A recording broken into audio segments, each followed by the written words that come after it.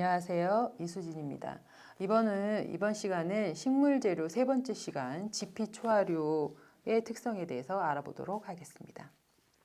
지피식물하면 우리 잔디를 주로 생각하시면 됩니다. 땅을 피복하는 식물을 이야기하죠. 한국 잔디와 서양 잔디로 크게 두 가지로 나눌 수가 있는데요.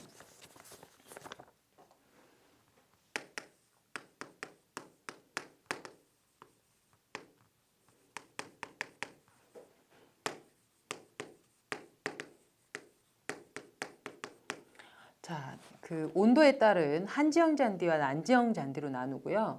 한지형 잔디를 우리 대부분의 서양 잔디로 기억하시면 되고, 난지형 잔디는 지금 나온 한국 잔디를 대표적으로 얘기하고 있습니다. 자, 그 71페이지 표에 보시면 한국 잔디 해서 주로 난지형 잔디로 다밥이라든지 그 다음에 공해, 그 다음에 병충해에 강한 것이 특징입니다. 그래서 유지관리가 아무래도 쉽겠죠. 반면에 한지형 잔디는 이런 것들에 좀 약하다고 보시면 됩니다. 얘는 우리 C3, C4 식물이라는 이야기를 나중에 이제 또 언급을 하게 될지 모르겠는데 얘는 C4 식물이고요. 얘는 C3 식물입니다. 탄소 동화 작용을 하는 데 있어서 탄소를 많이 만들어내는 식물이고요. 탄소를 얘보다는 조금 적게 만들어내는 식물이라고 보시는데요. 그러니까 얘는 하루에 일조 시간이 5시간 이상 드는 곳이 좋습니다. 그래서 햇볕이 많이 드는 양지에서 생육하는 것이 좋다. 자, 더위에 강하다 이렇게 보는 겁니다. 주로 얘는 떼짱 번식을 합니다. 떼짱이라는 것은 뭐냐면요. 여러분 잔디 산소에 이렇게 보시면 이렇게 생겼어요.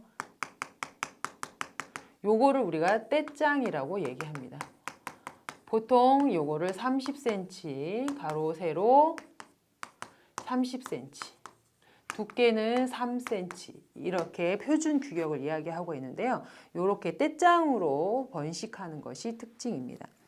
그 종류는요. 한국 잔디라고 했지만 그 종류가 또 있습니다. 뭐가 있냐면 여기 들잔디, 금잔디, 그다음에 비로드 잔디. 자, 우리 한국 잔디를 다른 말로는요. 조이지아 글라스라고도 합니다. 이거는 이제 학명이에요. 그래서 만약에 문제에 다음 중 난지형 잔디가 아닌 것은 해가지고 들잔디, 금잔디, 조이지아 글라스 하면은요. 영어니까 서양 잔디인가 이렇게 생각하시면 안 됩니다. 조이지아 글라스 이것도 한국 잔디입니다. 자, 다음은 서양 잔디에 관한 내용인데요. 서양에서 주로 목초로 사료용 목초로 재배했던 것을 지피식물로 이용하면서 발달된 것인데요. 한국 잔디에 비해서 예초를 자주 해야 돼요. 잔디 깎는 걸 우리 예초라고 하는데 예초를 자주 해야 됩니다. 왜? 그만큼 너무 잘 자라서 그래요. 그 다음에 더위에 약합니다. 그 다음에 병해에 약합니다. 그 다음에 건조에도 약해요. 대부분 얘는 떼짱 번식이 아니라 종자 번식을 합니다. 그 종류는 여기 보시면 켄터키 블루그라스, 라이그라스, 톨회스큐, 벤트그라스 이런 것들이 있고요. 서양 잔디지만 버뮤다 그라스라고 하는 것은 한지형이 아니라 난지형 잔디에 속합니다. 이것이 잔디의 종류, 그 다음에 잔디의 특성을 한번 말씀을 드렸습니다. 왜? 지피식물의 대표적인 게 잔디이기 때문에 이 잔디에 대해서 여러분이 잘 알고 계시는 것이 좋을 것 같습니다.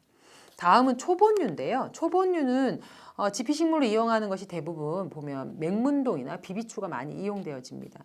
맹문동은 여러분 아마 보셨을지 모르겠는데 부추 아시죠? 부추. 아랫지방에서는 정구지라고 하는 거. 이렇게 부추처럼 막 이렇게 나 있어요.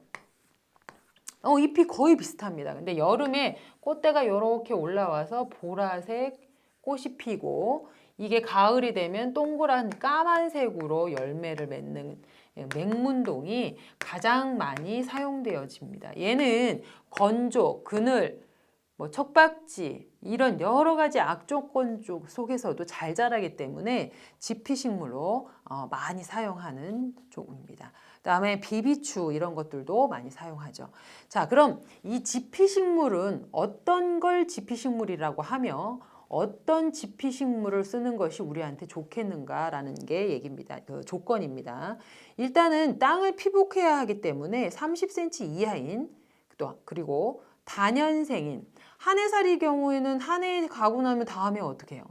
그래서 계속 여러 해살이를 다년생이라고 하는데 여러 해살이 식물이면서 되도록이면 상록성인 것이 좋습니다. 이 맹문동이 좋은 것이 상록성이기 때문에 굉장히 좋아요. 또 하나 번식력이 좋아야 합니다.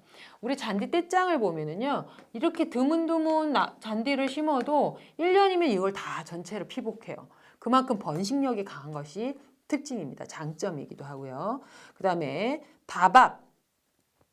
다밥은 아까 말씀드린 것처럼 땅을 밟는 우리 가로수가 왜 내다밥성이어야 한다 그런 말씀 드렸죠. 밟았을 때 견디는 힘, 내다밥성을 가진 것이어야 한다. 그 다음에 악취나 가시가 없고 즙 나고 이런 것은 별로 좋지 않아요. 그래서 대표적인 것이 잔디, 꽃잔디, 송엽국, 조리대, 맹문동이나 송악 같은 것입니다.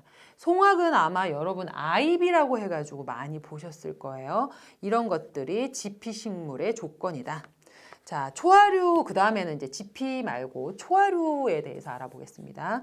초하류는 1년생과 다년생, 그 다음에 알뿌리로 크게 나누는데요. 1년생은 크게 또 다시 두 가지로 나뉩니다. 봄에 뿌려서 가을에 꽃이 피느냐. 그 다음에 가을에 뿌려서 봄에 꽃이 피는 봄 뿌림을 우리가 춘파라고 얘기하고 가을 뿌림을 추파 1년초라고 합니다. 봄뿌림 화단, 즉 가을 화단용은 해당하는 식물은요. 코스모스나 채송화, 곽꽃, 메리골드, 셀비어 이런 것들이 있고요. 가을 뿌림인 봄 화단용은 펜지나 금어초, 금잔화 이런 것들이 있습니다. 다년생은요. 대표적인 게 바로 국화예요. 여러분 알고 계시는 생각하시는 그 국화 맞습니다. 그걸 우리는 다년생 초화라고 얘기합니다. 그래서 우리가 보통 국화나 베고니아, 꽃창포 이런 것들을 많이 심죠. 화단에 다년생이기 때문에. 그 다음 알뿌리 초화라는 것이 있는데요. 이걸 다시 구근이라고 얘기하기도 합니다. 얘는 봄에 심어서 가을 화단에 활용하는 거, 그 다음에 가을에 심어서 봄 화단을 장식하는 춘식구근과 추식구근으로 나눌 수 있는데요. 봄에 심어서 가을에 꽃이 피는 칸나나 다알리아를 그 춘식구근이라고 얘기합니다.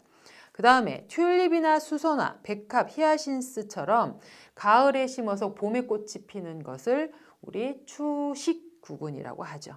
그 외에도 수생초화와 겨울화단용 꽃양배추가 있습니다. 다음은 화단 종류에 관한 이야기인데요. 화단은 크게 평면화단과 입체화단이 있습니다.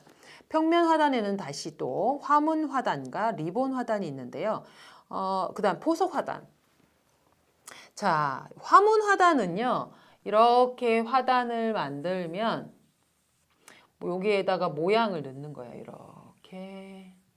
이렇게 이거보다 더 복잡한 문양이 될 수도 있겠죠. 이렇게 양탄자 무늬와 같다고 하여 양탄자 화단 또는 자수 화단이라고 합니다.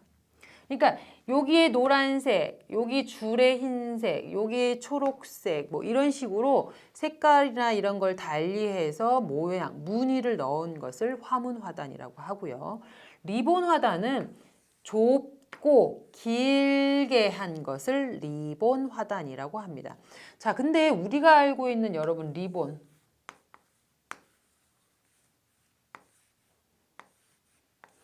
우리는 이거를 여러분 리본이라고 하죠. 아니고요. 이거는 리본으로 만든 보우입니다. 보우. 이 끈을 리본이라고 하는 거예요. 이 대목은 어디 나오냐면 백설공주와 일곱난장에 보면은 백설공주가 그 계모한테 리본으로 목 졸려서 죽는 장면이 나와요. 그게 바로 이 리본입니다. 자, 이건 너무 끔찍한 얘기고요. 자, 이렇게 좁고 긴 화단을 리본 화단이라고 합니다.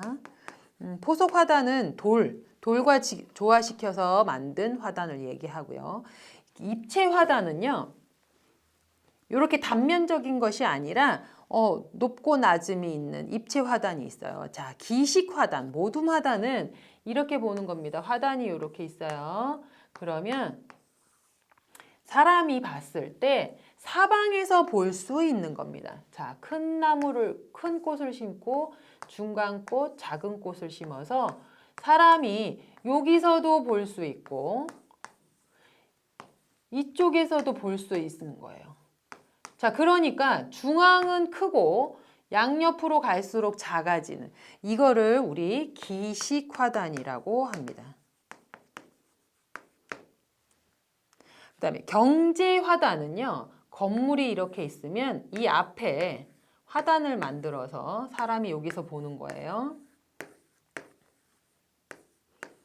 그러면 뒤에는 큰 나무, 앞엔 작은 나무 이렇게 심어진 거를 우리 경제화단이라고 얘기합니다. 그래서 산울타리나 담장을 배경으로 만든 화단을 경제화단이라고 하는 거죠.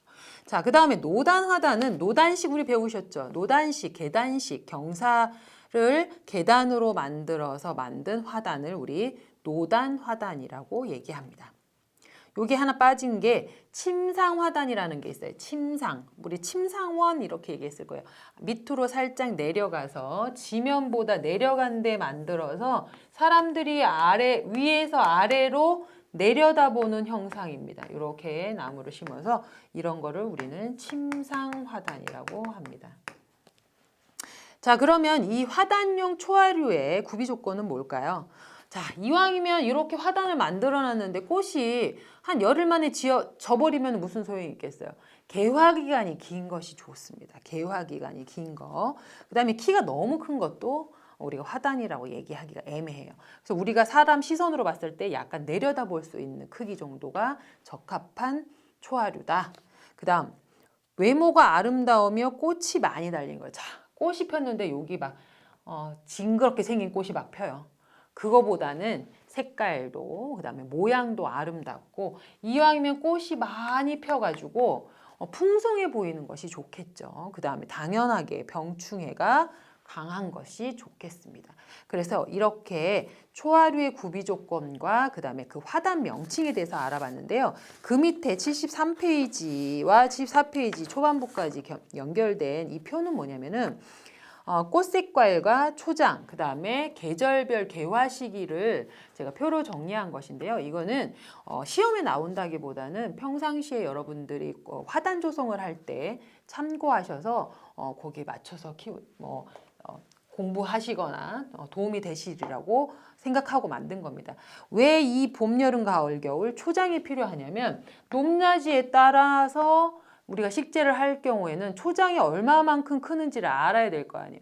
처음에 심을 때부터 크면 상관이 없겠지만 얘는 얼마큼까지 큰다. 처음에 요만한 걸 샀는데 얘는 막 1m까지 크는 꽃일 수도 있잖아요. 그러니까 얘 초장을 알고 있는 것이 좋고요. 또 하나. 색깔 배합도 필요합니다. 왜냐하면 화단을 조성했는데 다 전부 흰 꽃이면 어떻겠어요?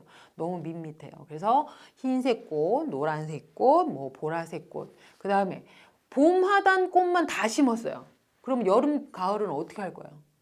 꽃을 못 보잖아요. 그래서 우리가 화단을 조성할 때는 초장과 그 다음에 계절, 그 다음에 색깔을 우리가 확인할 필요가 있다. 그래서 이거는 참고 삼아서 여러분한테 표로 만들어 드린 거라고 보시면 됩니다. 자, 이것으로 식물재료 세 번째 시간 지피초화류까지 식물재료에 대해서 다 알아봤는데요. 다음 시간은 인공재료에 대해서 수업을 진행할 예정입니다. 인공재료 또한 여러분이 공부를 여러 번 반복해서 해야 될 내용이라고 보시면 되겠습니다. 다음 시간에 또 뵙겠습니다.